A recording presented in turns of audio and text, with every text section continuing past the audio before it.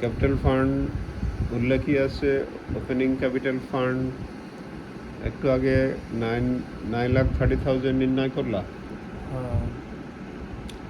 R access of ইনকামও বলা আছে 1,20,000।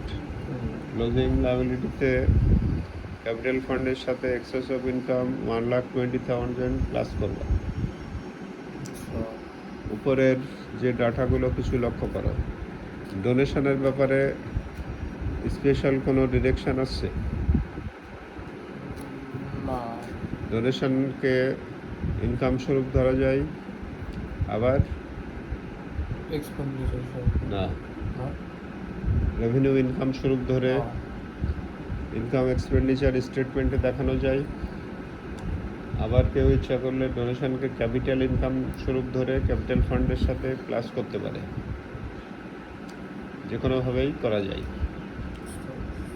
ডোনেশন দিয়ে কি বলছে, ডিজাস্টার হেল্প ফান্ড বলে একটা ফান্ড আছে, দেখো, to be form by transferring half of donation and remaining half a welfare fund for club members will be created. যে কোনো ফান্ডই লাইবিলিটি, এটা জানো?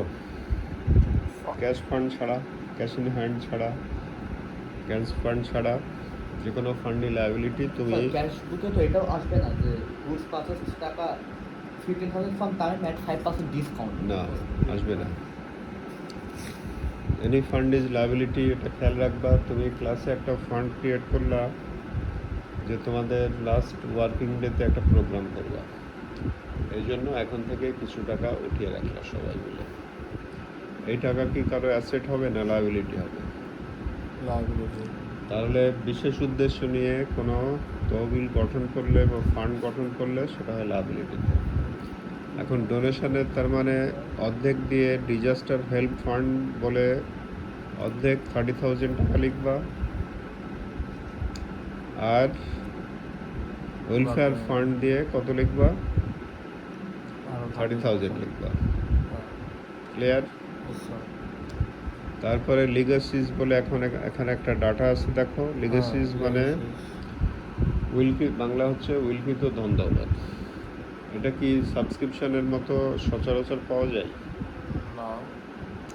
পাওয়া যায় না। এই জন্য এটাকে সাধারণত ক্যাপিটাল ফান্ড হিসাবে, ক্যাপিটাল ইনকাম হিসাবে ধরা হয়।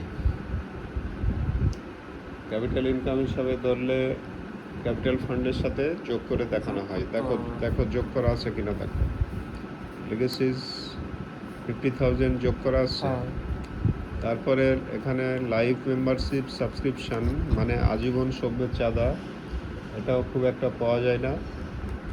এটাও নর্মালি ক্যাপিটাল ইনকাম স্বরূপ ধরা হয় এবং ক্যাপিটাল ফান্ডের সাথে যোগ করা হয়। দেখো এটা যোগ করা আছে কিনা। ক্যাপিটাল ফান্ডের সাথে লাইফ মেম্বারশিপ সাবস্ক্রিপশন যোগ করা আছে, তাহলে ঠিকই করছে। Receive to scholarship fund 1 lakh, একটু আগে বললাম এনি ফান্ড ইজ লায়াবিলিটি। এটা দেখো লায়াবিলিটির দিকে 1 লাখ থেকে দেখো পেমেন্টে স্কলারশিপ ফান্ড থেকে 30,000 টাকা খরচ করছে। ক্যাশবুকে কি এটা আসবে যে তার cheque should put turning boss dishonour by bank? আসবে অবশ্যই। চেক ইস্যু করার সময় ব্যাংক ব্যালেন্স কমে যায়, ডিজনার্ড হলে এর অপোজিট হবে। ব্যাংক বলছে যে তোমার ওই চেকটা পেমেন্ট হয়নি। চেক ইস্যু করার সময় কি হয়? ব্যাংক কমে যাবে, এখন এর অপোজিট হবে, ব্যাংক বেড়ে যাবে। এখন স্কলারশিপ ফান্ডে 1 লাখ থেকে পেমেন্ট করছে কত? 30,000। তাহলে এটা মাইনাস হবে। দেখো করা আছে কিনা। এখন কেউ মনে করো স্কলারশিপ ফান্ড থাকার পরও এই স্কলারশিপ পেমেন্টটা কেউ এক্সপেন্সেসের মধ্যে লিখলো, তাহলে কি হবে? কারণ এটা নর্মাল কোনো ফান্ড না। যে ফান্ডের টাকা সেখান থেকে দিতে হবে। তোমার বাসার গ্যাস বিল, লাইট বিলের টাকা কলেজের বেতন হিসাবে দিলে হবে? প্রত্যেকটা সেপারেট ফান্ড না, হ্যাঁ এই জন্য স্কলারশিপ ফান্ডের টাকা থেকে পেমেন্ট মাইনাস হয়ে যায়। এরপরে দেখো আর কি কি লাইবিলিটি আছে। স্যালারি কারেন্ট ইয়ারের ডিউ আছে না 3000, তুমি একটা রিভিশন দাও, রিভিশন দাও। আউটস্ট্যান্ডিং স্যালারি কত আছে 10,000। কারেন্ট ইয়ারের? না, আউটস্ট্যান্ডিং স্যালারি কারেন্ট ইয়ারের 3000 আছে, দেখো ও হ্যাঁ 3000, এটা লিখবা। সাবস্ক্রিপশন দেখো একটা 2019 এর অ্যাডভান্স নেওয়া হয়েছে না 10,000। হ্যাঁ হ্যাঁ ইনকাম তুমি সার্ভিস না দিয়েই অ্যাডভান্স যদি ইনকাম নাও, এটা কি ভালো দিক না খারাপ দিক? সার্ভিস না দিয়ে ইনকাম নিলে খারাপ দিক।